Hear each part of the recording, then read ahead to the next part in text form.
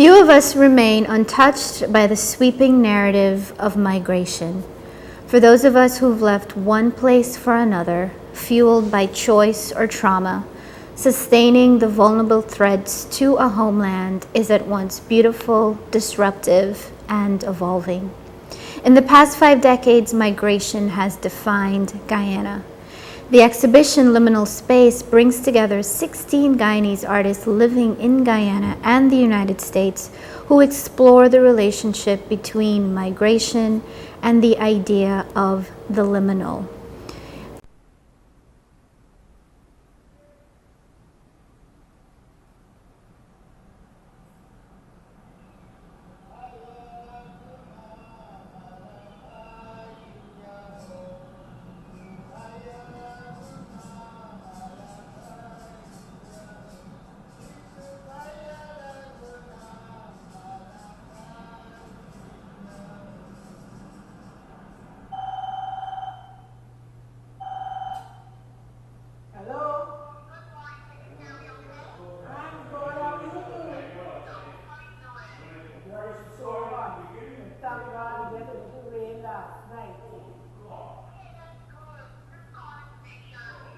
Liminal is a word from the Latin limens, which means threshold, a place of transition, waiting, and unknowing.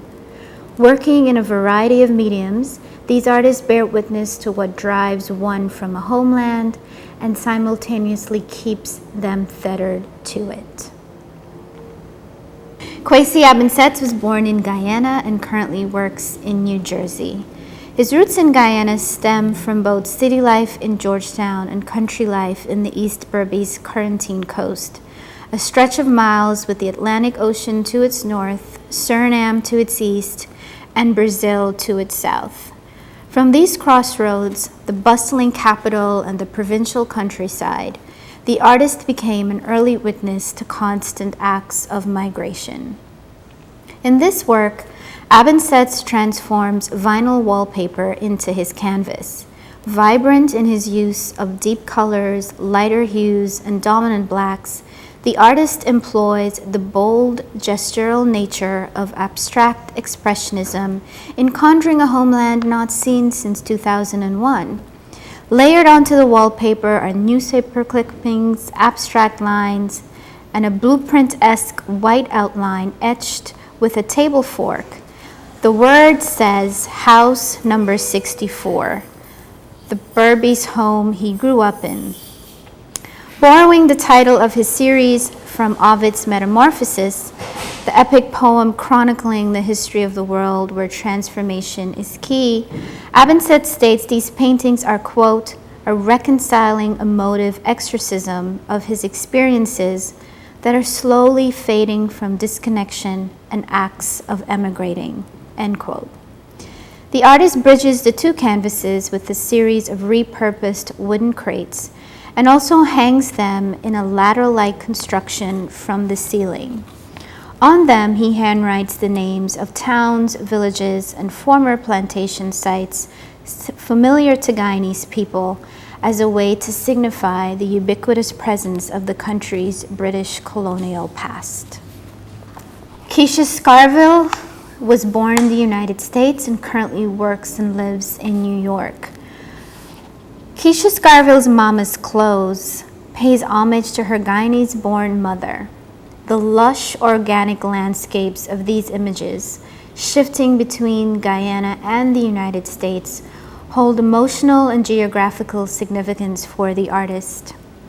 Of her mother's dance between transient spaces, Scarville shares, quote, she maintained a connection to the land of her birth, firmly planting one foot under a tamarind tree in Buxton and the other rooted on the rooftop of an apartment building in Flatbush, end quote. Grappling with a sense of displacement and internal fracturing after her mother's passing, Scarville looked to her clothing of bright colors, strong prints, and long flowing fabrics for meaning. In this triptych of self-portraitures photographed in Buxton and Brooklyn, the artist drapes and layers her body in her mother's clothing, as well as fashions masks and veils to cover her face which is always obscured. I wanted to ease the anxiety of separation by conjuring her presence within the photographic realm, Scarville states. I allowed the assemblage of clothes to drip off my body as though it were a residual surrogate skin. Victor Davison was born in British Guyana and currently works in New Jersey.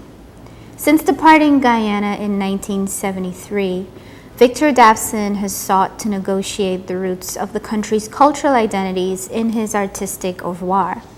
Often, he calls on his childhood as the son of a postmaster whose stations throughout the country allowed him to bear witness to its multi-faith practices, including Hinduism, a dominant religion in Guyana. Clusters of colored jandi flags mounted on bamboo poles are a common sight in Hindu homes, temples, and public spaces near bodies of water to indicate a Hindu prayer ceremony or a puja has been performed. In this work, titled Jandi Flags, Davison references the religious iconology of this ritual, transforming the canvas's fabric with a heavy bath of glitter, sequins, and acrylic paint. In Jandi Flag number 5, the politics of faith and the nation-state meet as the artist reinvents a miniature flag of Guyana where the green and yellow of its golden arrowhead are visible. Davison examines the history of Indian indentured servitude in Guyana through the performance of ritual, noting his intention for the work as, quote, a countermeasure to the despair of colonial rule and the indenture experience. These objects occupy a liminal space fraught with uncertainty, shifting boundaries, loss of identity, and desire. Christy Neptune was born in the United States and currently works and lives in New York. In this deeply personal work, American-born artist Christy Neptune mines childhood memories of her mother, a Guyanese immigrant in New York, and her love of crocheting, a craft popular among Guyanese women. Invoking her own subjectivity as a first-generation Guyanese American, Neptune digitally presents visual and textual narratives from a conversation with Abora Calder, a fellow Guyanese immigrant and elder who migrated to New York in the late 1950s. Calder represents generations of Guyanese women, like the artist's mother, who in the past 60 years have been part of a mass migration from Guyana to New York City. The installation relies on 2 portrait photographs of Calder that have been rendered distorted and obscured, a silent short video shown via a small monitor with its wild wiring on the floor, and text captioning the words of Calder in both English and Guyanese patois. Calder is depicted in the slow, methodical, rhythmic act of crocheting a red bundle of yarn. The amorphous object she's making is unknown. The gesture serves as a symbol of weaving of the 2 cultural spheres, states Neptune, to reconcile the surmounting pressure of maintaining tradition while immersed in an Americanized culture. Dominique Hunter was born in Guyana and currently works and lives in Georgetown, Guyana. Dominique Hunter moves in and out of several geographic spaces for her artist residencies and opportunities, yet she's very vocal about rooting her practice in Guyana, a country defined by the ebb and flow of departure. She says there is an expectation once you have reached a certain age to pack what you can and leave. I am well past that age, she says, yet I remain, stubbornly rooted in the land my parents spent their lives cultivating. The artist engages rootedness in this work entitled We Meet Here, where 12 distinct photographs are displayed in a grid composition. Via digital collage, Hunter layers organic imagery reminiscent of Guyana's lush vegetation found on the seawall of its Atlantic coast. Within each individual work, 2 things are a constant presence: a white silhouette self-referential figure, and the green morning glory plant that thrives amidst extreme elements of temperature, wind, water, and sand. Questioning what it means to navigate the space between being rooted in one land and transplanted to another, Hunter states, the morning glory plant could be likened to those of us who, while rooted in a very particular space, find relief and discomfort at the cusp of both here and there. Arlington Withers was born in British Guyana and currently works and lives in New York. Guyanese-born painter Arlington Withers migrated to the United States in 1969 and emerged among an esteemed group of Guyanese visual artists who have gained international reputation.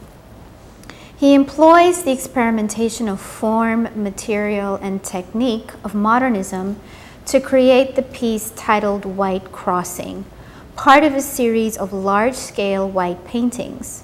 The surface of the work is richly textured, defined by its grandiose play with light, shadow, and the luminosity of acrylic paint.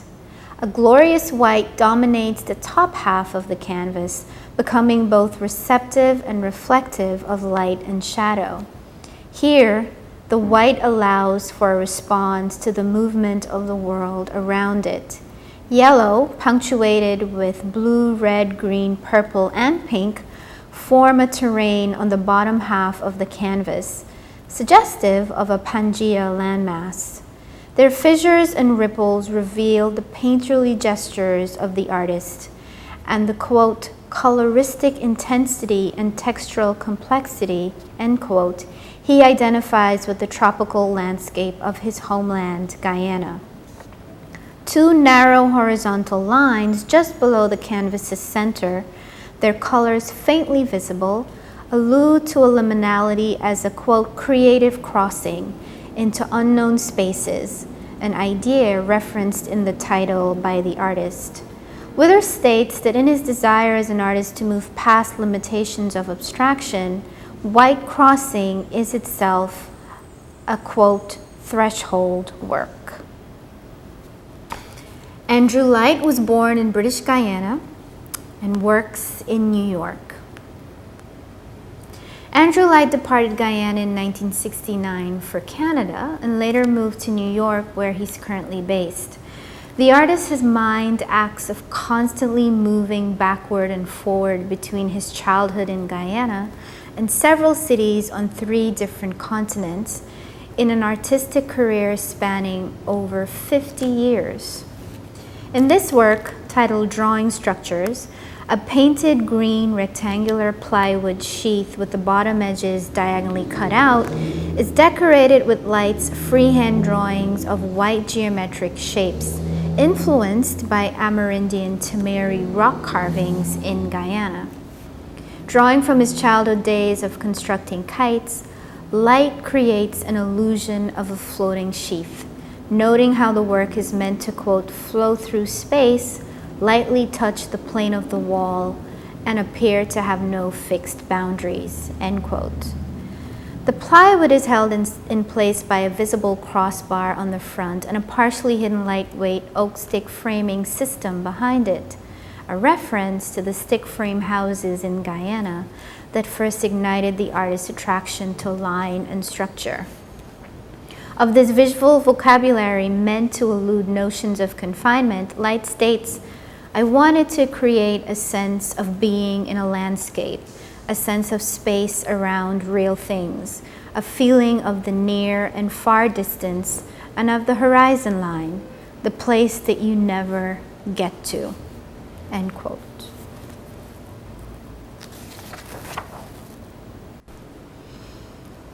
Carl Hazelwood was born in British Guyana and currently works and lives in New York. Carl Hazelwood created this piece titled Demerara's Song exclusively for the Liminal Space exhibition, constructing the, quote, wall work on site as he contemplated the unique dynamics and characteristics of the space. As a Guyanese American, his practice, he says, quote, originates from the total sum of my experiences here, there, and elsewhere. Thus, my work can be Guyanese, American, and much more, all at the same time, end quote. In response to the act of migration as a liminal space, Hazelwood grapples with the unsayable, drawing from the poetry of Rilke that, quote, most experiences are unsayable. They happen in a space that no word has ever entered, end quote. Armed with a range of materials, both pedestrian and exquisite, the artist elevates objects that are often invisible or trivialized. Pushpin, tape, a piece of string to construct Demerara's song. In this wall painting, informed by the scale and curve of the wall, Hazelwood folds, drapes, pins, pleats, cuts, and layers the materials as he plays with negative and positive space. While the work relies on a set of formal and minimalism techniques, Demerara's song is a conversation on temporality, an attempt, the artist says, to rescue something out of nothing, pinning down a moment. The viewer will never see this work in this exhibition iteration again, as the artist will dismantle its parts when the exhibition concludes. Suchitra Mathai was born in Guyana and currently works in Colorado. Mathai's migratory paths through Guyana, Canada, and the United States inform her practice, characterized by what she calls disconnected landscapes that are unreal but offering a lingering familiarity. In this work, El Dorado After All, Mathai reimagines the mythical city of gold that ignited 16th century European explorations of South America. Drawing from a photograph hypothesizing the location of this lush world, Mathai renders El Dorado an idealized, imagined, abandoned, and symbolic space. The work teems with texture, materiality, and laborious detail.